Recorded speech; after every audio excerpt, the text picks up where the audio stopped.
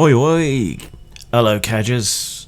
The Savo, while we crack a bottle for our afternoon bevies, we's having a butcher's at Blades in the Dark, or in Thieves' Cant, Darky Bilbo's, which isn't a crack at Lenny Henry in the Rings of Power, but means Twilight Blades in Cant.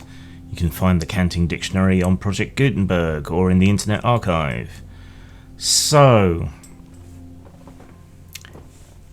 if you watch the channel regularly, you'll wonder why the fuck I would buy Blades in the Dark.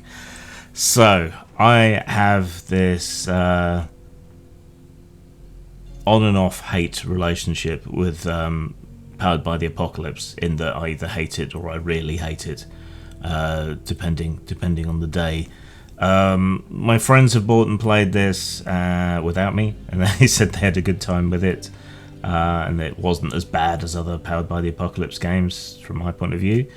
Other people whose opinion I respect like it, but I was mostly curious after all the fuss around Candela Obscura, which uses basically the Blades in the Dark system, and all the fuss that kicked off about that. I wasn't curious enough to get the quick start whatever for Candela Obscura, but I was curious enough to get Blades in the Dark, and spoiler alert, that was a mistake because it still has most of the problems that I associate with Powered by the Apocalypse systems. So in Blades in the Dark, you play assassins, thieves, footpads, cutthroats, a criminal guild in a darkly industrial kind of Arrested Development sort of setting that is reminiscent of Venice or Thief, the Dark Project computer game, some aspects of Assassin's Creed, but most particularly Dishonored, from which it is clearly ripped off to a large extent. I don't actually see anything wrong with that necessarily, but there is a Dishonored game, though I think they don't sell it anymore. I had to get this second hand. So the reason to get Blades in the Dark would be that you can't get Dishonored anymore, or you really like Powered by the Apocalypse, in which case God help you, because at least from my point of view it has some severe problems. Right, so for a very simple system, as most PBTA games are, this is quite a big book, running around 330 pages of half size to a normal scale book, like so. Yeah, so I tend to prefer this sort of size, honestly, for game books. Unless I'm doing a really big project, I tend to produce in this size, so nothing wrong with that. I mean, if I say Thief meets Dishonored meets the Borgias, you kind of get it. I don't need to do a great deal of explanation. The straight away problem, of course, is, as with most Powered by the Apocalypse games, it is really tightly focused, and so if you try to colour outside the lines in any way, it tends to rapidly fall over. Also, my chief criticism of all Powered by the Apocalypse games holds true here, in that you don't inhabit a role, you don't play your character. It's played at a meta level where you're constructing a narrative together rather than necessarily inhabiting the character. I mean, you can, but the system kind of works against you there. And also, for a narrative-based system that's supposed to encourage you to get lost in play and for the system to get out the way, the systems in PBTA games constantly trip over their own dick and get in the way. And you'll find yourself thinking in terms of moves and systems rather than my character does this, and then the games master telling you what you need to roll. In fact, this disempowers games masters quite a lot by allowing you to choose a bit more explicitly. All of that said, this isn't as bad as normal PBTA games. The characters are a little bit more generalized, it's a little bit more conventional in terms of how stats and skills work, but the two interplay in that the more skills you have, the higher your stat becomes. So it encourages you to broaden your base of skills, which kind of gets in the way of hyper specialization, which to me kind of goes against the genre a bit, because if you think in the sort of heist genre, you might have the safe cracker who is really, really good at cracking safes, but nothing else. And it's quite difficult to create that specific character trope, that idea here.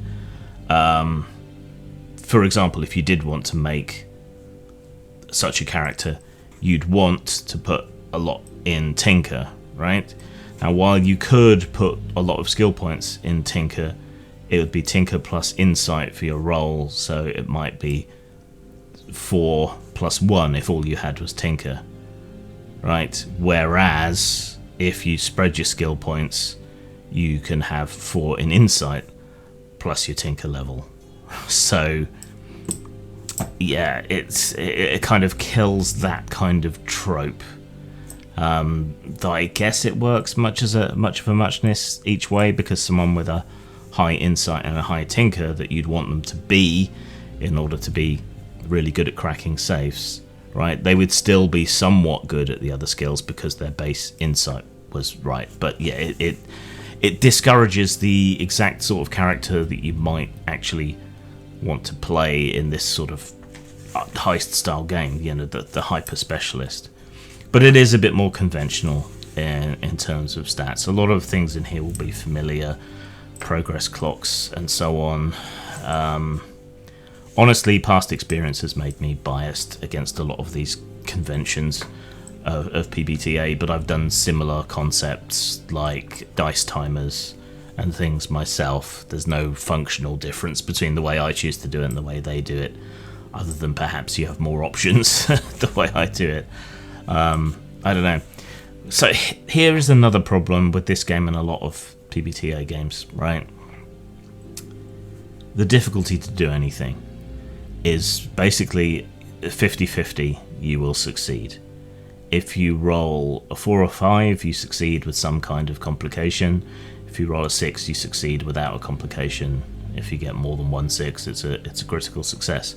But that means on a single dice, you have a 50% chance to succeed.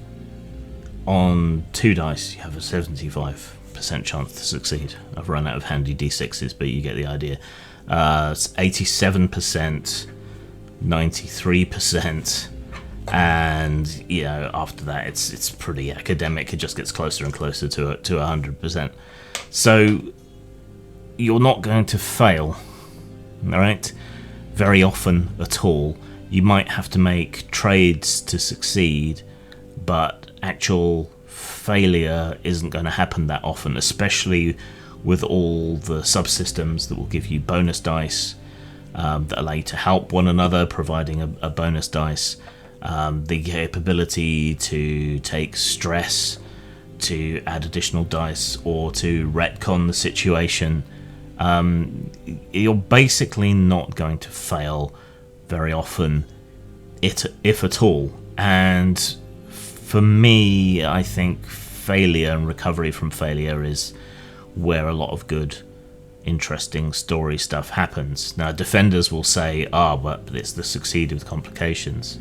It's the yes and. I prefer no but in my games. That's how I prefer to go about things.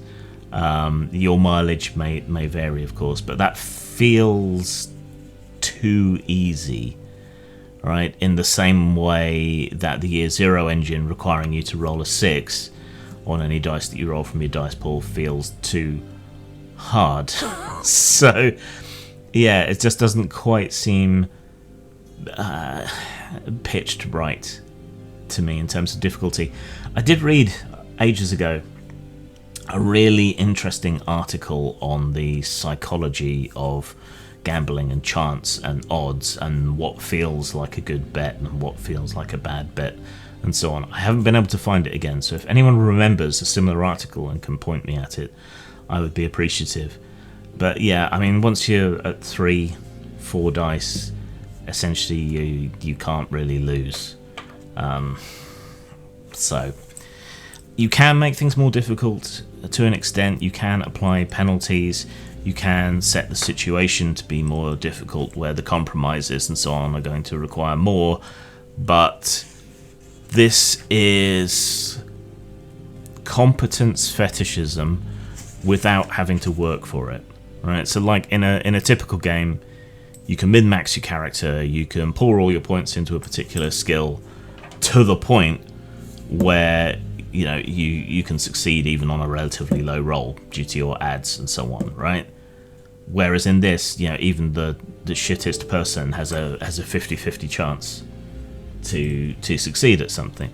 So I don't think you can spend the points. I don't think you can build the character to the point of being meaningfully hyper competent, because after you're at 3-4 dice in a dice pool, there's not a lot of point going further, really. So yeah, again, that kind of works against the premise, which is unfortunate.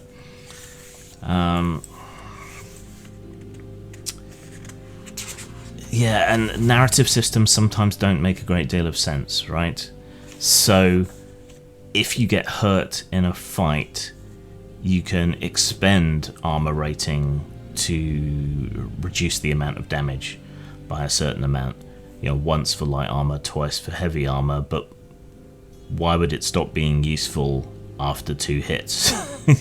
It's these kind of system decisions and intrusions of system that for me break suspension of disbelief and make the PBTA games, even ones as loosely based as this one is, less effective at the very thing that they claim to be aiming for, right? Because it just constantly gets in its own way. Anyway, you get plenty of examples of play and so on, which is good. Some suggestions and so on how to play. That's a little bit preachy here and there. The main focus is that you're playing a group, and your group has stats and advantages and can get access to new ways of doing things and so on as you go along. So that kind of factional play where you're facing off against other gangs and so on, that is the main thrust of the game, and that's where it shines more than in the system itself or the character creation. I mean, you could abstract some of that system for creating factions and guilds and so on, and you could abstract that into a different game where it would work quite well, especially if you're using a dice pool system or anything that basically rates dice pools from 1 to 10-ish. You should be able to export it without too much trouble. Characters is another place where I don't like Powered by the Apocalypse, because again, it styles itself as this loosey-goosey narrative-focused game, but it has these playbooks, which are essentially very, very constricting and restrictive character classes. Less so in this than in others, and you could always retcon things to allow people to put their stat points wherever they want, to choose whatever skills they want, and to choose whatever special abilities they want from any character type. But at that point, you're really kind of hacking the game outside what it's supposed to be, how it's set up, how it's anticipated that you're going to play it. And obviously, this being very focused on thieves, etc., you're limited in scope to those kind of character archetypes. And if you wanted to do something different or expand it beyond that, you're either going to have to buy the supplementary material, or you're going to have to do a lot of work to put other character types with their own playbooks and special abilities and so on in it, because that's another way in which the system gets in the way. All these special exceptions and how they interact with one another, and the opposition in the world can rapidly get complicated. And that's how a lot of surface level simple games die. Like Tristat, for example. Very simple, but then all the exceptions and everything make it very complicated. Kind of like Magic cards, actually. That's a good analogy for that. You know, the basic idea of the game is simple, but how the cards interact with each other can get extremely complicated and require a keen legal mind. Yeah, so the crew creation, this is all gold dust. This is good stuff. I have no complaints about that. How to create your guild, your base of operations, the special abilities that you have access to, plus goals on how you can expand and make your crew better at what they do. Again, though, you have kind of playbooks in terms of the style of gang that you are, whether you're a cult, whether you're mercenaries, whether you're assassins, and so on. And like the character class thing, I find that restrictive. Again, you could step beyond it, but then you're essentially going to be breaking the system, and everything you do to improve it moves it disappointingly back more towards traditional role-playing. So that's probably kind of missing the point, and it's the sort of thing people give me shit about when I say I don't like Powered by the Apocalypse, and I explain why. Missions also suffer a bit from this level of abstraction. They tend to be quite kind of linear in that you set up a series of challenges and go through them one after another according to the plan that the characters have created, the defenses to be expected, and mostly how many 4s and 5s they roll and how many compromises they have to make to execute it. But it is reduced to largely an act of dice rolling. I mean, that's true of any role-playing game, but this is where the failure to inhabit the character and the way in which the system gets in the way really comes to the fore for me. There are examples, but they kind of both illustrate the problem that I think exists with the system and attempt to paper over it with an unnecessary level of verbosity that isn't necessarily going to happen at the game. They do tackle downtime, which is increasingly a thing that we see in games. That's all fine. And your characters are kind of built with a retirement in mind. Like once you reach a certain degree of stress or infirmity, your character retires, and so the goal of the game essentially is to retire with enough of a fortune that you can live out the rest of your life comfortably as an NPC in the same city that everyone else will continue to play in. So you could play it kind of generationally through different incarnations and fortunes of the guild, but without much chance of failure, how long is that gonna go for, really? So I'm not sure about how much legs this is going to have beyond a very short adventure arc. But we'll see. Yeah, there's attempts to circumscribe the Games Master's role as well, kind of limiting the GM to moves. There's a lot of advice. Some of that is lecturing, again, which is unwelcome. For example, don't call for a specific action roll, right? They told me what they're doing. I get to set the parameters of what they need to roll and how to succeed and so on, right? That seems like bad advice. And don't make the PCs look incompetent. Well, if they're incompetent, they're incompetent, and it's very hard to be incompetent as a character in this system, right? Yeah, a lot of this advice to me seems antithetical to the running of a good, or perhaps better put, an immersive game. I mean, even bad games can be immersive.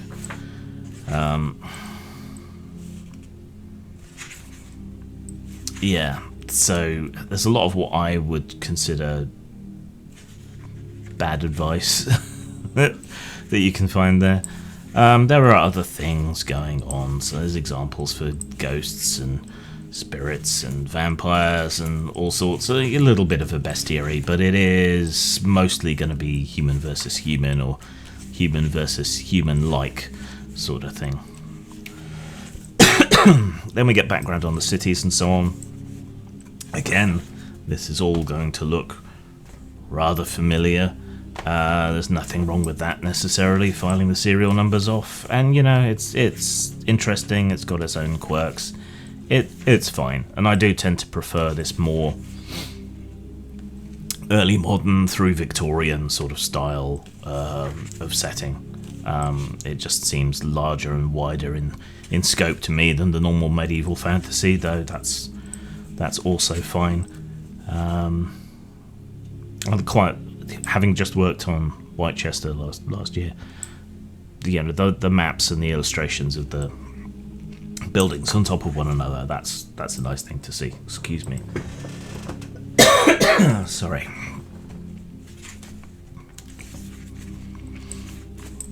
So yeah, you get a little bit of a tour around various aspects of the city, which is all walled off by a massive electrical fence, basically. And then a bit of a bestiary of people and things that are people and people that are things. So, yeah, if you can't get a copy of Dishonored, which is a proper RPG, and you get Blades in the Dark instead, is it worth it? In terms of style, I mean, it's rather basic, but, you know, it's clean, it's readable, it doesn't faff itself up too much. The artwork, where it exists, is a bit basic, I think. I think it could have been done better. But clearly it's taking its cues from Powered by the Apocalypse, whose art I'm not especially keen on either. The writing, where it's like a travelogue and so on, it's clear and crisp and uninspired and uninspiring. The examples of play are okay, but possibly too far the other way. It does the job, it conveys the game, and it is a lot less woolly. It's a lot easier to understand than Powered by the Apocalypse. So, a high 3 for style. In terms of substance, there is a lot in here, but a lot of that is down to the little oddities in the system. So the fact that it uses playbooks, which take up a lot of space and don't provide a lot in exchange for that, or the crew types, same issue. Sorry, it's this medicine I'm on. If I do another take, I'll just cough again.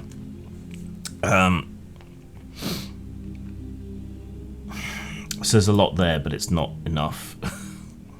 And it's not necessarily done in the most useful or open way. It's got everything you need, though there are a couple of supplementary books. But yeah, it's going to be a 3 as well. A high 3 though. So a middling 3 for style, a high 3 for substance. That's 6 out of 10. 3 out of 5. Worth it if you're curious. It hasn't made a convert of me to Powered by the Apocalypse. We will play it at some point on the stream. So maybe you can see me have a Road to Damascus moment in real time, but I doubt it. If I was to put it on a placement in continuity between good versions of Powered by the Apocalypse and bad versions of Powered by the Apocalypse, bad version would go here. That would be Apocalypse World. This would go in the middle, and then the most playable, most useful version of Powered by the Apocalypse would be Dungeon World, which would go here. But of course that was written by someone problematic, so we're not allowed to play that anymore. So I don't know. It's okay. If you're curious, it's worth picking up. If you're more forgiving of Powered by the Apocalypse, then it's worth picking up. But really, honestly, Zang.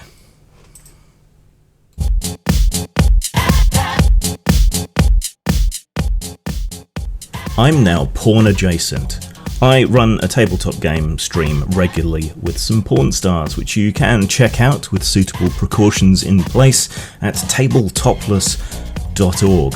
And just know that I put as much effort into this campaign as I would any other tits or no tits.